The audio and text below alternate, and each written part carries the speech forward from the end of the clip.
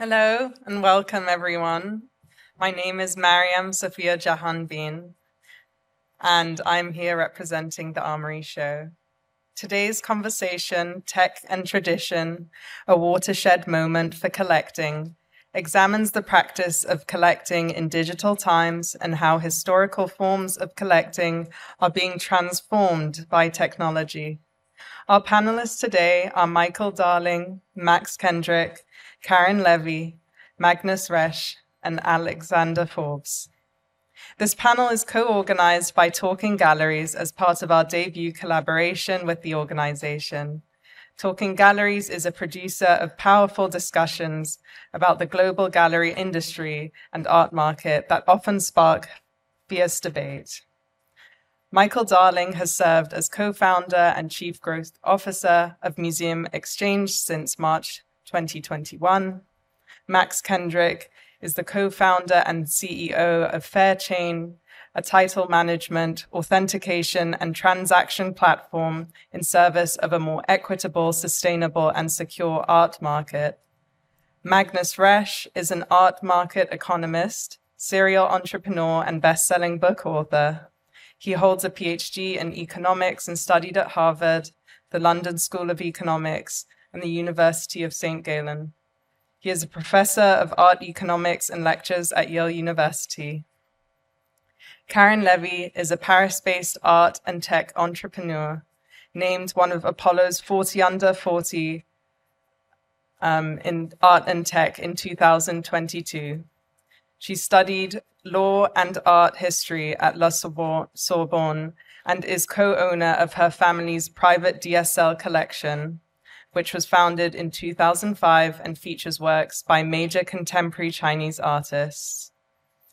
Levy serves on the board of Serpentine Future Contemporary, All-Women NFT Board, Metaverse Group, and advisors for tech startup. Alexander Forbes is Senior Director, Head of Collector Services and Private Sales at Artsy, the world's leading online marketplace for buying and selling fine art. He leads a team of art advisors and private sales directors who help connect Artsy's more than 2.5 million users with art they love. He previously led Artsy's corporate development function, overseeing partnerships, M&A, strategy, and investor relations. Thank you all for coming out today.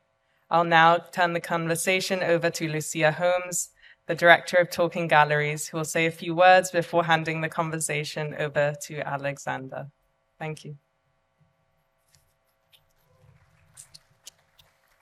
Good afternoon, everyone, and thanks, Marian, for this introduction.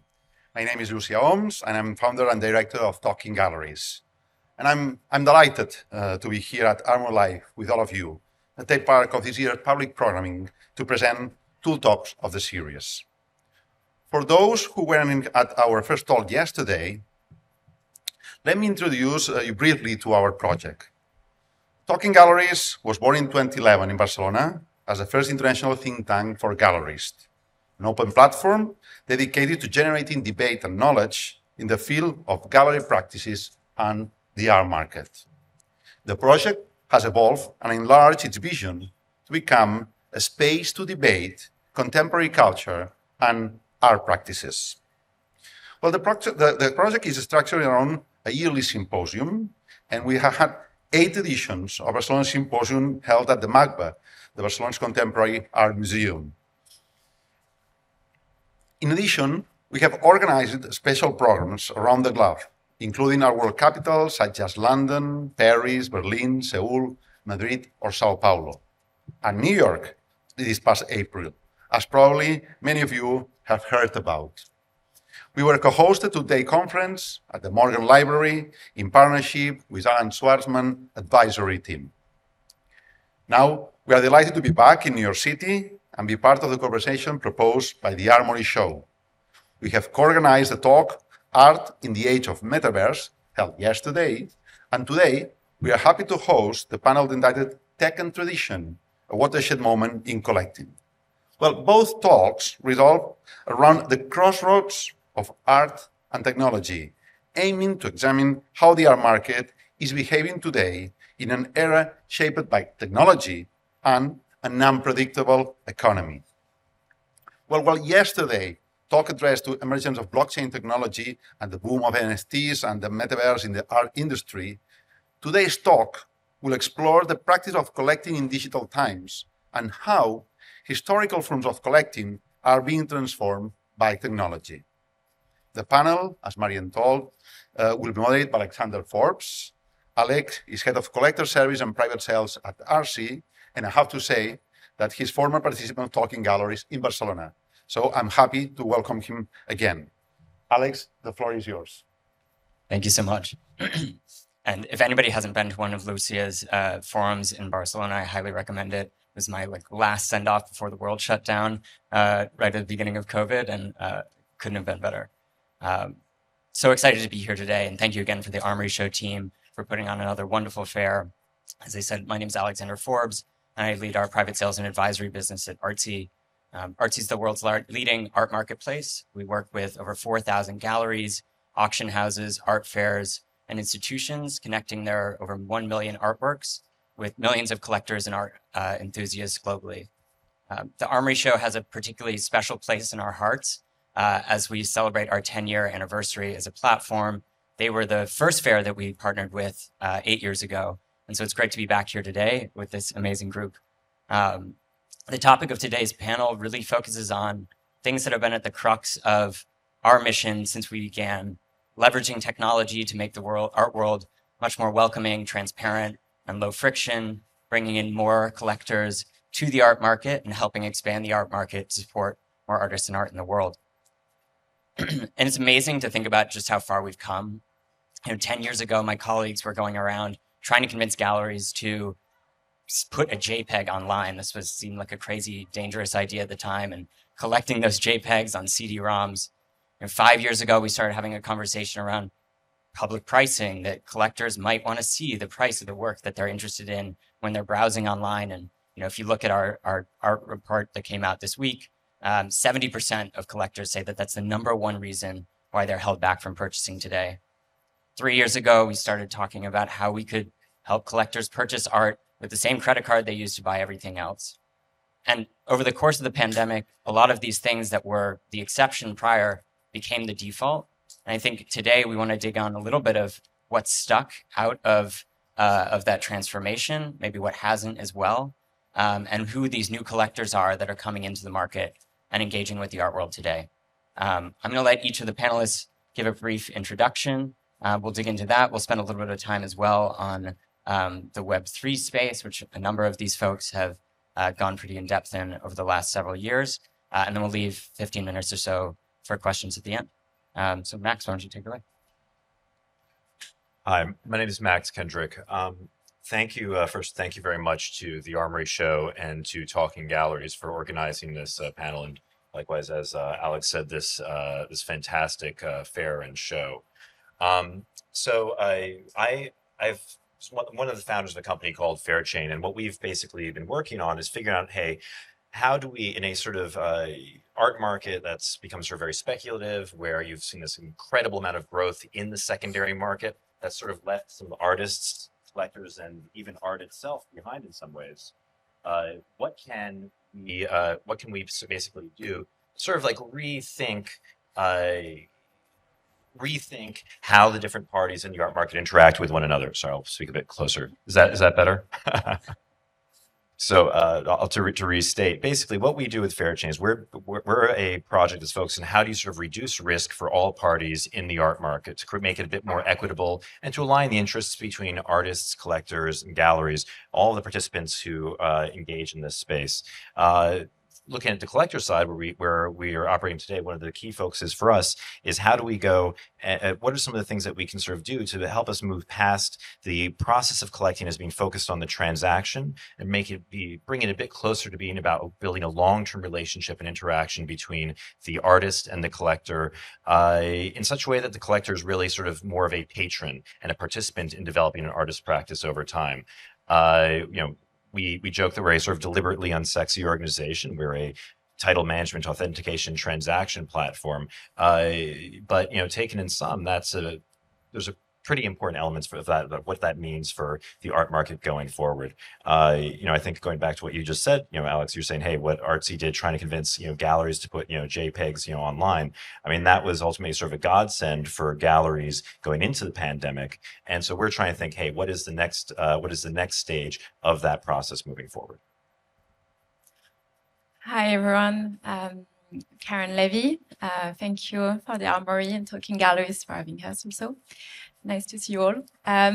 So I'm coming from a traditional, I would say, collecting family at the beginning with DSLcollection, and moving this collection to an entrepreneurial project, and how we moved from traditional collection to collection that collects the art of our time. And I think this is really important. So we went in China in 2005, and we discovered an amazing art scene, very new for international collectors, because there are very few of them.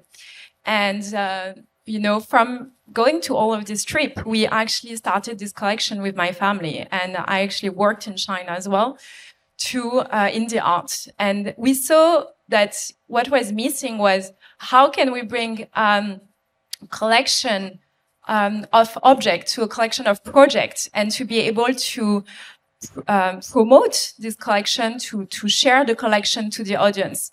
So naturally, we went to use digital tools. And so we started with a website, and we went now since 2015 with virtual reality and creating metaverse, also art hub with the collection.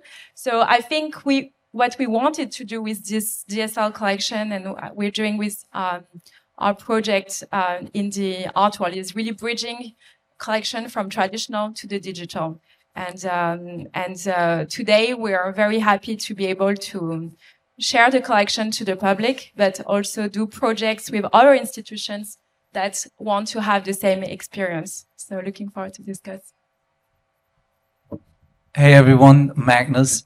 Thank you also to Armory and Talking Galleries. It's the first time that I'm speaking for Talking Galleries. So also welcome to my students from Yale School of Art and School of Management. We have around 50 students in here who are in my class that I'm teaching on how the art market works. And we did a visit today to the Armory show under the guidance of Aaron Gilbert, who's sitting here, and Asia Chow, who's over there. Thank you. What I do is I teach on the intersection of business, money, and art. So similar to these two, I'm also trying to support artists by, on the one hand, educating them how the art market works. So one of my books, for example, is called How to Become a Successful Artist. So I'm teaching artists how to become rich. And also I'm super happy. I forgot to say hello, Rainer Ganal. The last time I saw you was maybe 18 years ago or so. Rainer Ganal from Austria. From America, but originally born in Austria. Yeah, all over the world. Happy to have you here. Very great artist, Rainer Ganal. Marxist artist. Marxist. Okay. There's the camera. So, what was I saying, Rainer? Yeah, and that's what I'm trying to do on the one hand, to help artists understand how the art market works. And then on the other hand, I try to educate new collectors how to enter the art world, because it's scary, right? I mean, when you go out there to these booths, there are no prices written there. You have to inquire them. They engage you in a long conversation. So I believe that only if we manage to bring in more collectors into the art world, the market can continue to live and actually grow, because in fact it is in a recession and has been for the past 15 years. The number of people who are buying art has gone down over the years. The market remains stable only because at the top end of the art market, these artists score record prices. And I'm trying to change this by making the art market more transparent. Thank you. Hi, everybody. I'm Michael Darling, and I, after 20 years as a museum curator, joined a group called Museum Exchange in the middle of the pandemic.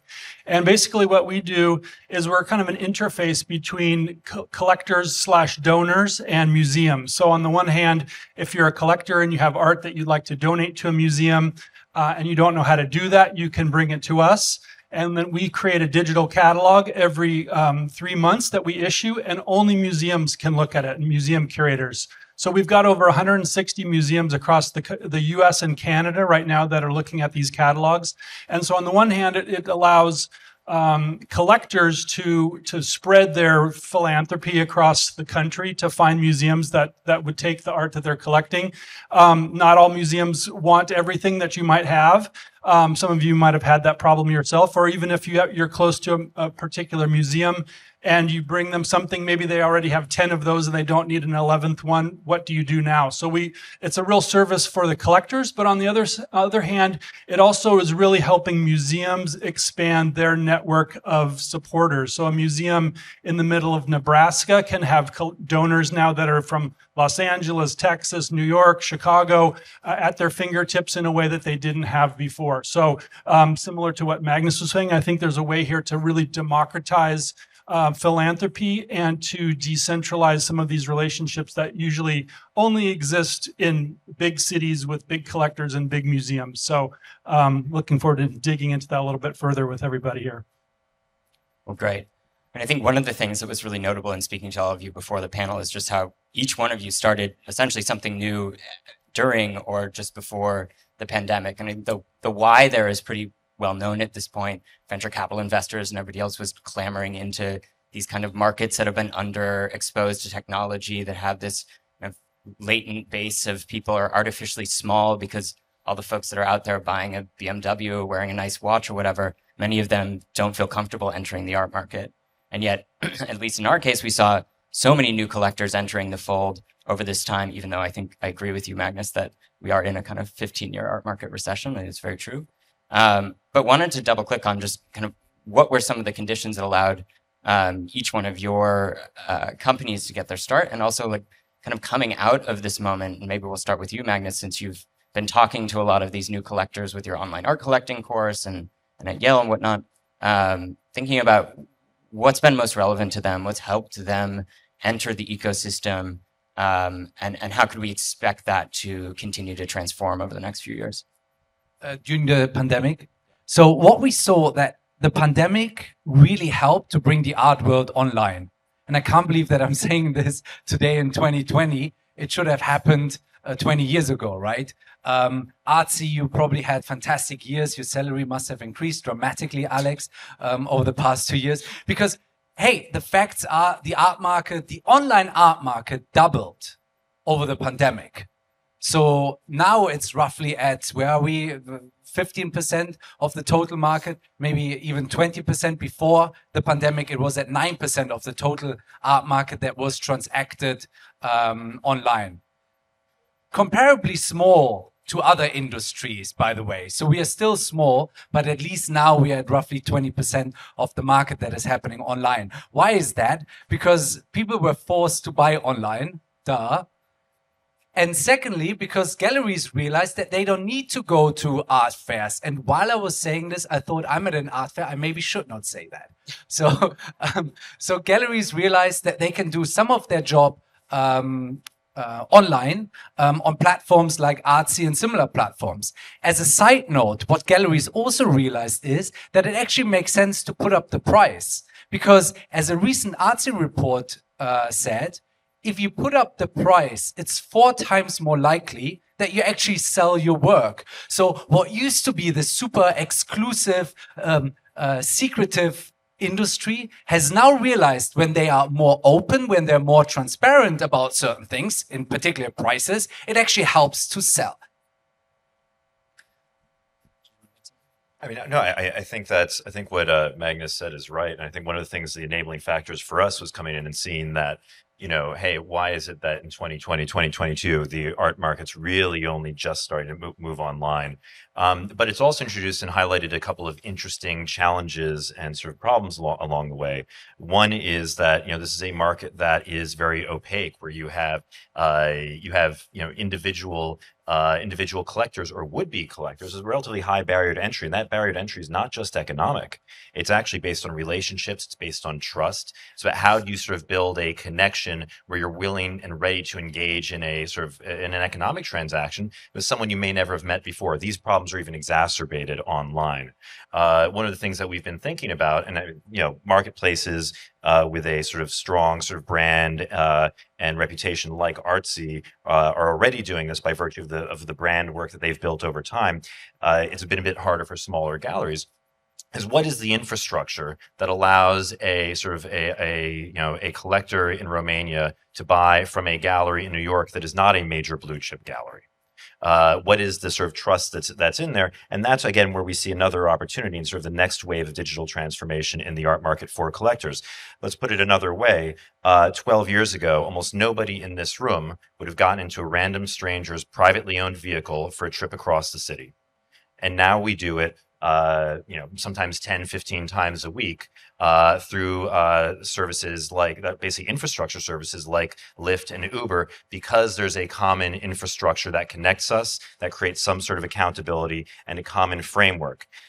Building that kind of infrastructure, we believe, is what's going to bring more people into the art market, create more participation, similar to the way that making prices public and reducing sort of the burden. I mean, I've worked in the art market, I collect it. I get really nervous when I ask for a price list. It's really weird. Why is that part of it? There are funny, interesting reasons why that's part of it and why that's good in some ways for certain types of galleries and collectors, but that creates a really high burden. As someone who grew up in the art world, the son of an artist, that I'm still freaked out a little bit when I have to ask about the price of something. These are the kinds of enablements that technology and digital practice can help us advance in support of collectors, as patrons. And as we always say, what's good for the artist is good for the collector, in support of artists as well. I couldn't agree more. And I think one of the biggest investments we've made over the last several years is in the very, as you said, unsexy stuff of trust and safety infrastructure, having a world-class buyer guarantee, making sure that our payments are really safe, because we've seen that so many collectors and galleries have gotten swindled out of money by very simple phishing attacks, because people realized that the art market was kind of underprotected compared to other markets with similar average transaction values. But I think one of the themes here is access. And Michael, I was, thinking a lot about what you guys are doing and some of the requests that we get from our advisory clients all the time who, the narrative may be that a lot of these new collectors are just in it for investment quality. They want to flip a super hot artist. But we have so many folks come to us and say, well, I'd love to donate to a museum. I'd love to get involved in some more robust way, but how would I ever figure out what curators are looking for or get in the door? There are all these established families who have these, generations long relationships. And I wanted to learn a little bit more about, who you're seeing flock to Museum Exchange as these kind of new entrants to the market, or is it, longtime patrons who are looking to expose their works to a bigger audience? Yeah, I think, there's a lot of different types of collectors that are coming to us. I mean, there are those people that are starting to get, up into their 70s and 80s and realize that they've got thousands of artworks that they've collected. Maybe their kids don't want them. And at the same time, museums have become much more choosy and selective. Every museum has a storage problem, so they're not taking as much art as they used to. They're being very selective and sort of so-called cherry picking things. So that still leaves a lot of real art made by real artists that people paid real money for that needs to find a home. And so we're seeing a lot of those type of collectors, but they're also, like you were alluding to, people that are trying to figure out a way to make connections with museums even, and to kind of infiltrate that, again, closed system. Because oftentimes if you go on a museum's website, you're not going to find the curator's name, you're not going to find their phone number or their email address. And I do think that actually has changed quite a bit during this period because of issues of equity and accessibility and accountability. But still, it's very hard to penetrate a museum and to try to build a relationship like that. So we can become a door to that sort of new relationship. Absolutely. And Karen, you're kind of opening up the door in a different way through a VR metaverse experience. You mentioned when we were speaking before about the project that you did with NYU to help their students kind of have an MFA show that they wouldn't have otherwise had, and some of these other galleries and institutions to have this presence in the metaverse, which certainly during a pandemic environment, we saw a lot of demand for, but I think is interesting as well. And all of us are traveling a lot and very lucky to be able to do so. Maybe I'm certainly not traveling as much as I used to, and there are even many, many more people that don't have the privilege to travel as much as we all do. So I'm curious, kind of coming out of this environment, how if there are different things that you're thinking about building for the platforms that you support, or other kinds of requests, different ways you're seeing the technology that you've built utilized today. Yeah, I think it's like everyone said, it's very interesting because when the pandemic has arrived, it's been already like many years we were working on the technology, and things have been just accelerating. From our side, I mean, I tested solutions with my family's collection because it was like a case study. You have XXL works that are also between different countries. How do you make the public see your collection when you are actually not having the solution of shipping during the pandemic and the rest? So it was very interesting to actually try to create the first virtual reality museum, because this has allowed us to actually reach new audiences, but also missing audiences. And I think this is what is interesting today. Is the question is how the art world is going to change and is changing to actually reach new communities, NFT community, new collectors, as Magnus was saying. But what we tried to do with this NYU project that we actually built during the COVID was on the metaverse. We have NYU students; they can't show their works physically. So we built on the metaverse on a platform that is a collaboration platform with the museum from Shenzhen, and we had DSLcollection. And we said to NYU, do you want to participate and be with us to create together? So we gave them the tools to actually build on this platform.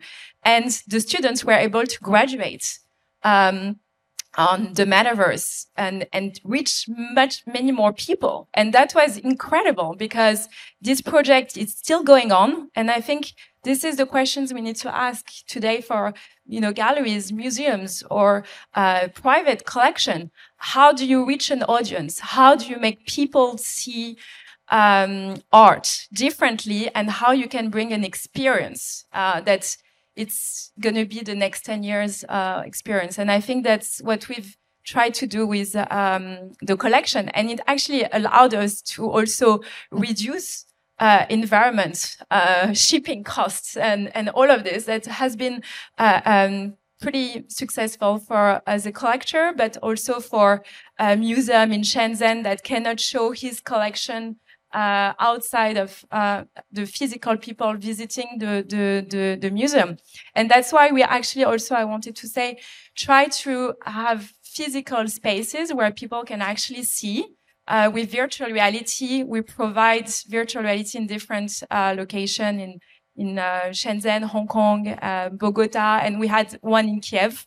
In one of the museum, we actually installed a permanent room with VR, but also on the metaverse. So people can actually go online, be free to spend how long they want on the platform, educate themselves, and have more people on board with us today. That's the most important. Max, I wanted to ask you to expand a little bit more about what you were mentioning earlier on this kind of shift in the timescale of how you can collect. And if you're participating with something like Fairchain, how it goes from a transaction to something that's a longer term relationship. I know when we've worked with you all on our spotlight auctions, which have primary market works by artists, but use the auction mechanism to offer them to a much more kind of wide public than they might otherwise be. On the one hand, the artists love it because they get a resale royalty, which has been a hot button topic in the art world for years. And I think the old guard is kind of seen as just a tax on collectors.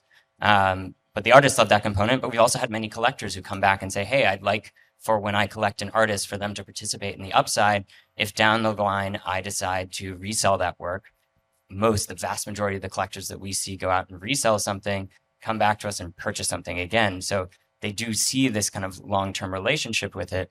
But maybe you can just unpack that a little bit more in the technology and platform that you all have built up. Sure, and this will be tough because there's a lot that I want to say, and I want to be sort of respectful of the time. No, so I think at its core, what Fairchain does is we allow artists and their galleries or representatives to generate these digital certificates of title and authenticity that help basically enshrine and protect the value of the artwork into the future, far into the future.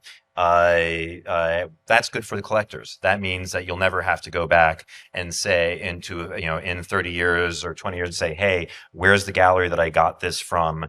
Can I get something to authenticate it? Can I get maybe the gallery closed down, maybe the artist is no longer working or living. It helps basically enshrine and protect the value of that work and also ensure its inclusion in artists' sort of digital catalog raisonné. That's the value in it for collectors, and that's very real. The way that we look at this and the way we look at where the future is going as enabled by technology is in helping align the interests of collectors and artists. These are already, their interests are already somewhat aligned, but the transaction can seem sometimes adversarial, and you have a broker in the middle, et cetera. How do you build a more sort of long-lasting relationship? And this also is, this isn't limited just to discussion of things like resale royalties. People talk about Fairchain a lot in terms of resale royalties.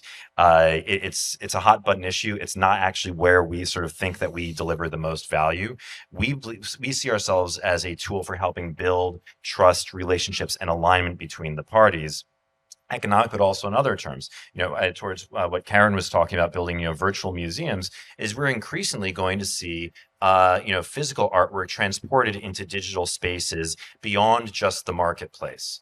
The issue there is that there are matters like copyright included. When you buy an artwork, you do not currently receive, beyond fair use, which is just for sales purposes, you do not receive any form of sort of copyright management rights or anything like that. You don't actually, a collector of a work and cannot go automatically and bring that work into a metaversal virtual reality environment. When you think about basically creating this digital bridge between the artist and collector and the various rights and responsibilities therein, you start to open up all of this new potential in terms of how the collector and artist are able to continue a relationship, even if they don't know each other personally. And that's sort of what we're doing. I hope that I cannot talk much more on all of those things, but I hope that's a decent overview to response to your question. We'll have more time too. I think it's a good segue into talking a little bit about, one of the most transformative or kind of distinctive technologies that came out of the last few years is the proliferation of Web3 and the blockchain. Certainly NFTs had a massive boom, yet OpenSea trading volumes are down something like 90% from where they were at their peak. But bringing in this new collecting audience, I think we had a question when we were looking at doing an NFT sale of, is this going to be a completely different audience of crypto bros that are going to influx into Artsy, or are art collectors going to come around? We'd surveyed our collectors something like 6 months before, and less than 10% had either bought an NFT or said they were interested in doing it. And when we actually did the sale, the vast majority of the works, which were by very notable art world artists who were making their first or let's say second NFT, most of the people were existing art collectors who had bought a lot on Artsy before and wanted to experiment in this new space. As we look into the future, though, I think it's this interesting moment of, will this continue? In which way? Are we looking at something instead more like the 2017 AIKA boom or other boom bust cycles in crypto? And Magnus, I know you happened to write a book about this recently, so I wonder if you ask how to make a NFT. You mean my book, which you could buy on Amazon for $25, which is called How to Create and Sell NFTs. Go look in the camera, a guide for all artists. So I wrote this book as a consequence of all the emails that I received from artists asking me, is that NFT stuff and blockchain, what is that? And why is that relevant for me as an artist? And the answer to that is in this book, which you can buy on Amazon. the answer to that is yes, it's definitely here to stay. What we saw in the past 2 years, these ridiculous prices for unknown artists that you have never heard of, in the range of millions of dollars, that is obviously an excess, and that's away, and that's not going to come back. But what's going to stay is the technology, what Max said, that NFTs are not overpriced digital images, but a technology to take care of the certificate of authenticity, which makes it so much easier in the future for artists to benefit from resale royalties. So every time an artwork is traded, but also for collectors to sell their works, because right now you can claim ownership of a work just by showing your NFT. There's an interesting aspect to that. When we look at this fair, I counted 2 digital artworks that were sold as NFTs. I don't know if you counted more, but there were certainly not many. So that shows you how separate these 2 customer groups really are. On the one hand, you have the crypto bros, mostly white men, which are interested in making money by trading NFTs, whatever that is, right? That can be an ape, or that can be a CryptoPunk, or that can be all of these strange digital images that all look to most people ugly. And you ask yourself, how could that sell for millions of dollars? Well, that is because some people are making money with that and they don't care about the actual object, the actual art piece. On the other hand, you have the traditional art buyers who come to this event and they're not interested in those digital images at all. Now, that doesn't mean that they shouldn't care about NFTs and blockchain. And I invite you all to start digging into that and understanding it more, the potential that this has, particularly artists who are here, to look at platforms like Fairchain and others that are out there, because I can promise you, and it's recorded, this is going to be the future. I believe in 10 years from now, every artwork that's going to leave a studio will be registered, and I'm talking about physical artworks, paintings and so on, will be registered on the blockchain as the proof of authenticity. And every time this painting is traded, the NFT is traded, making sure that the artist benefits from that.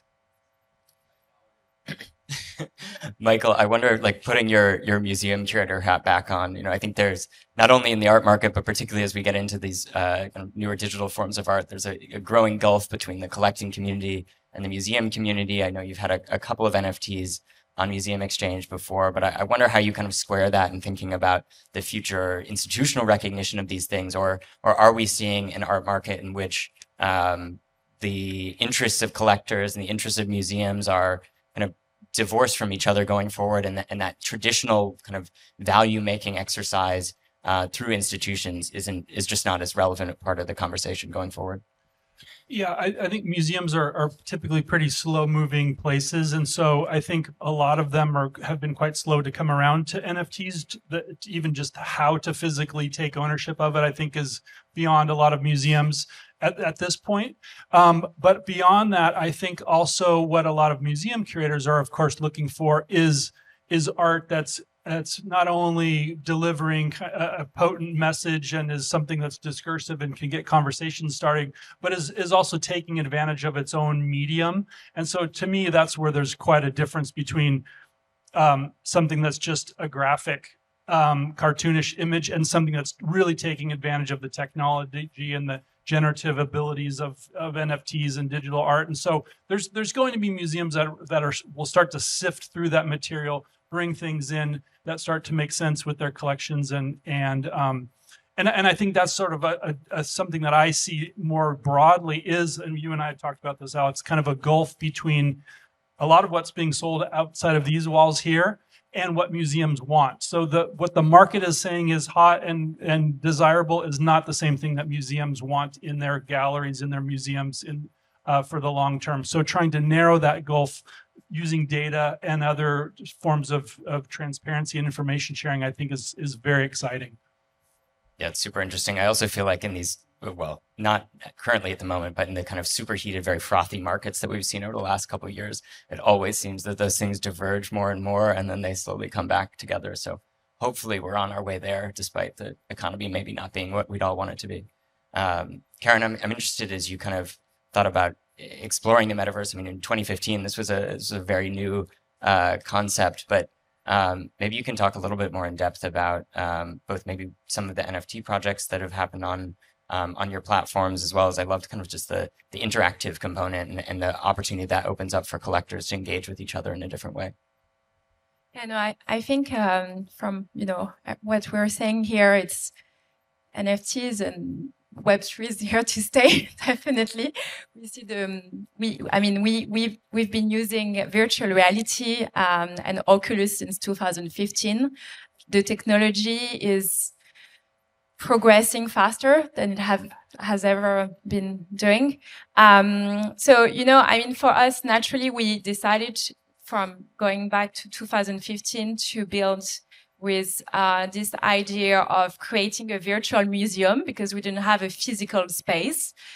And we could take how many square meters we wanted. We could invite the artists to show in this virtual reality environment. But at that time, you were by yourself in this environment. What Web3 metaverse is bringing is a 3D social environment where you actually are with your avatar. And all of us right now, we could have this conference on the metaverse with more people as well in the future. And I think this is interesting is, the technology is here to bring also new experiences. And in the case of metaverse, we know that there's going to be new revenues for the art world. And I think this is important is we've seen it in luxury. We're seeing it with big corporates that have created NFT collections.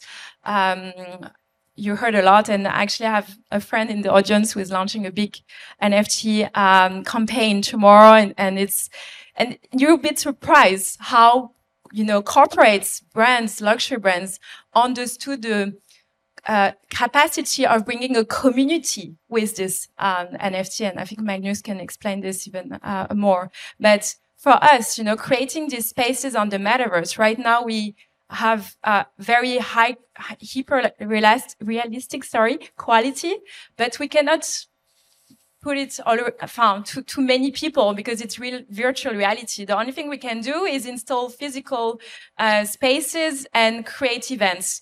And when we actually collaborated, because creating spaces on the metaverse is artist, architect, tech components together, we also wanted to experience the NFT.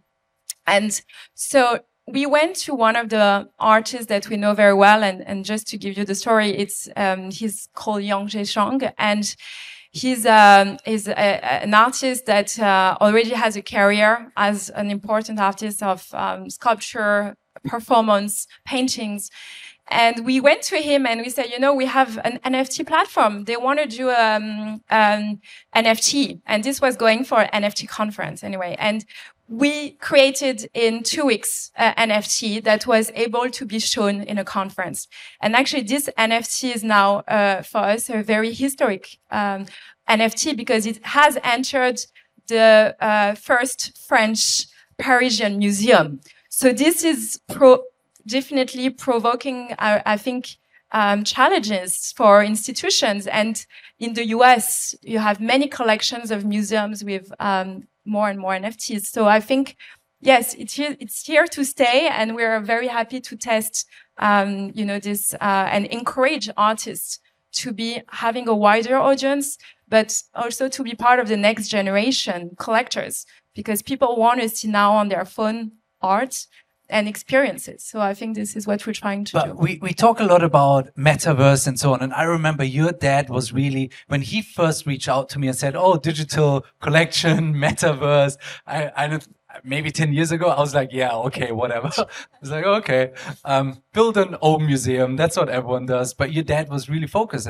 and that's what you're doing. But I believe art fairs, galleries, the physical exchange, museums are here to stay. So, I was making a little bit fun of Armory or the art fairs that they might go away because people realize that they could buy something online. They don't need to meet them anymore in person. yes, of course, once you know the artist, it's easier to buy online because I know what I'm looking for, right? These pens, I've bought them many times in the shop. Now I can go online, I know my size, and I can purchase them. Art fairs are relevant because it's an easy way for collectors to see a lot of art in one location. Makes it just easy, really. And galleries are relevant because they curate from all these artists that are out there. They are tastemakers. I build up a relationship with a gallerist because I trust the gallerist that they can tell me what they like and see. They do the work for me, really, by constantly looking at art. So these things won't go away. However, I think the role play, the power play will change. Right now, the power is in the distribution line. The power is with galleries. I believe in the future, the power will be with artists, in the sense that artists will be the ones driving it, and gallerists won't take 50% commission anymore, but will more work as agents to artists who then maybe decide to come to a fair like this because they made a deal with the artists. So the power will go from the galleries to the artist, who will then decide which distribution channels they will go into. And I think it's worth pointing out too that the art market is one of the sort of last markets and creative markets where the power lies in distribution that way. I mean, that model was very much the case in Hollywood star system sort of 80, 90 years ago. That's not the case anymore. Galleries will differentiate Sorry, themselves. I have to interrupt you. My students are laughing because everything that you just said, exactly, and the same example, Adam Chin said last week when we had him as a guest speaker in our class. So absolutely agree. And I think what's interesting though is, and it's something that we've always sort of talked about, and there's an interesting story about SAG and sort of their first strike and things like that, where artists in that space, and what's interesting there is that actors specifically do not have copyright over their image, right? The same, and that's they have. Their work is, commoditized in a different way, similar to the way that sort of, what's transacted in the art market today is not the copyright, but rather the physical object that doesn't have those same protections.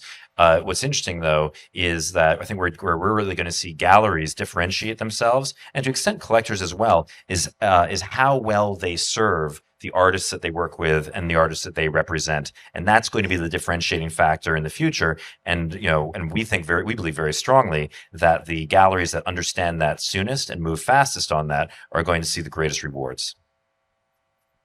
Very interesting.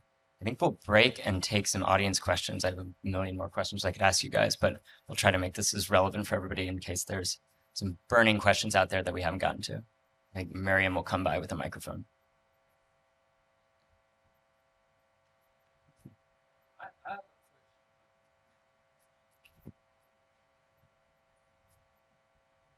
Sorry, I never understood what DSL stands for.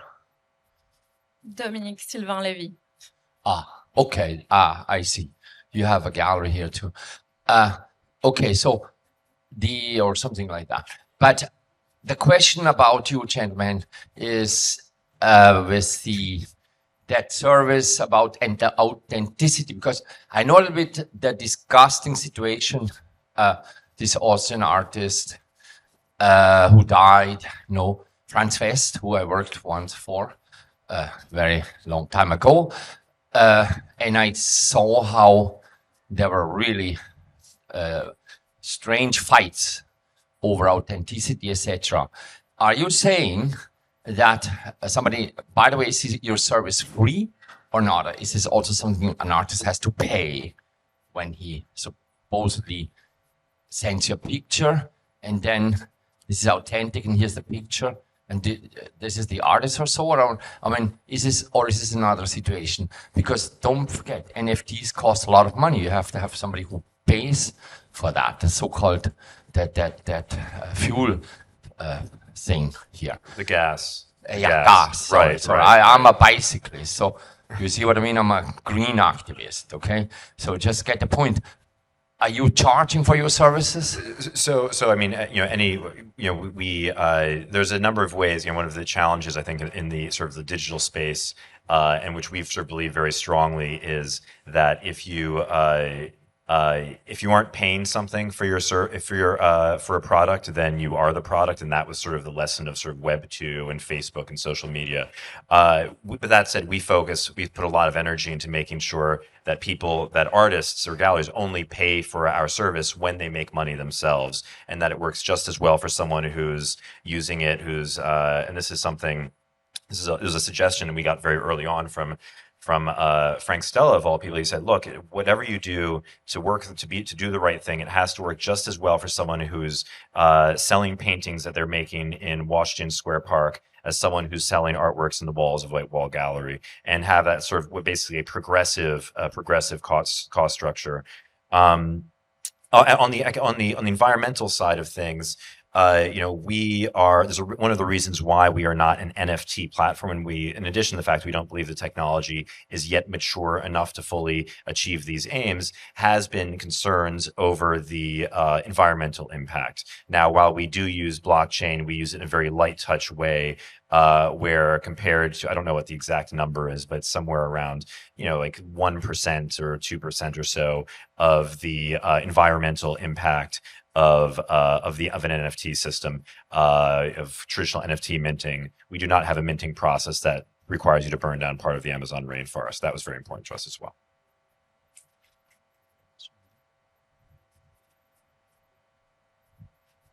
Thank you. So with the last couple of years, especially with the pandemic and the shifting in the way that purchasing is happening, a lot of that online stuff is happening. There is a clearly, at least from the perspective I've had in the last couple of years, there are a lot of digital artists and NFT artists who don't even consider the traditional art world as an option. In fact, they have a fair amount of animosity towards it and don't really want to listen or participate. And I'm coming from a place where I like both, but I've done well on the NFT side. What can be done with the traditional environment, the traditional art world, and a lot of the Web3 people who aren't just the bros, but a lot of them are artists from around the world who are also using green NFT technology, people in Africa, people in Sri Lanka, all over who are utilizing these things.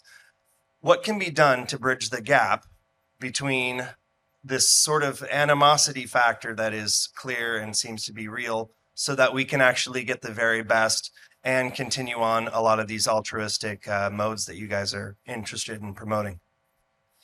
I think just from my perspective, one of the things that there's like this misnomer that there's an art world, right? Like there's always been many, many different art worlds. We work with over 3,500 galleries. Some of them would show at the Armory show. Some show very different kinds of art. They attract very different communities. Some of those communities have had animosity towards a space like this before too. So I don't really see the shift now and adding kind of the crypto community into it as something different. It's just yet another art world that's perhaps gained more resonance and visibility than some of those other art communities that have existed in the past.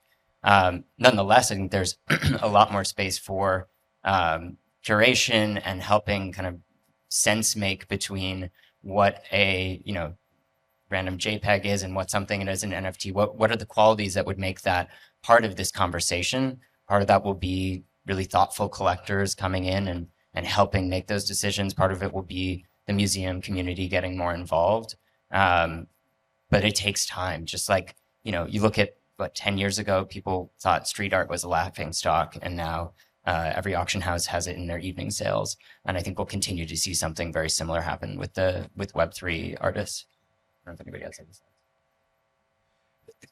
The great thing is that suddenly artists, digital artists who were neglected forever, have now, some of them at least, have now made a lot of money. And that's great. That's fantastic. However, in order to sustain that value and those price points, at some point they need to enter this world that we are in, which is the gallery world, museums, exhibitions, and so on, at least for the next few years, because all the changes that we discussed are not going to happen tomorrow. The Web3 space has shown the potential that artists have if they do it on their own. However, that collector base that existed, that was willing to spend incredible amount of money has now moved on to the next thing because they're driven by investment purposes. They're now going after music and so on. So that wave is over. I believe as an artist, all of this has very, very positive signals, which is, hey, I can make it on my own if I'm an entrepreneur, if I consider my art practice as a business, because what all of these NFT artists, and the term is kind of, I'm using it right now, but these are artists that are using the blockchain as a way to transact their work. This is really what they are. What they all have in common is they managed to do the job that galleries usually do for artists, which is building communities, doing marketing, thinking about pricing, engaging with their communities, and so on. I describe it for traditional artists in this book, where I learned about all the practices that these artists did. And I was fascinated to see how entrepreneurial all of these people are. And I'm thinking of artists like Jen Stark, Justin Aversano, who really built up great businesses on platforms with the help of platforms like Nifty Gateway, for example. And guess what? A platform like Nifty Gateway, how much do you take if an artist sells on your platform? 10 to 20%. There are others like OpenSea that don't have this great curatorial touch that take less than 5%. I think we have time for one more question if there's somebody else.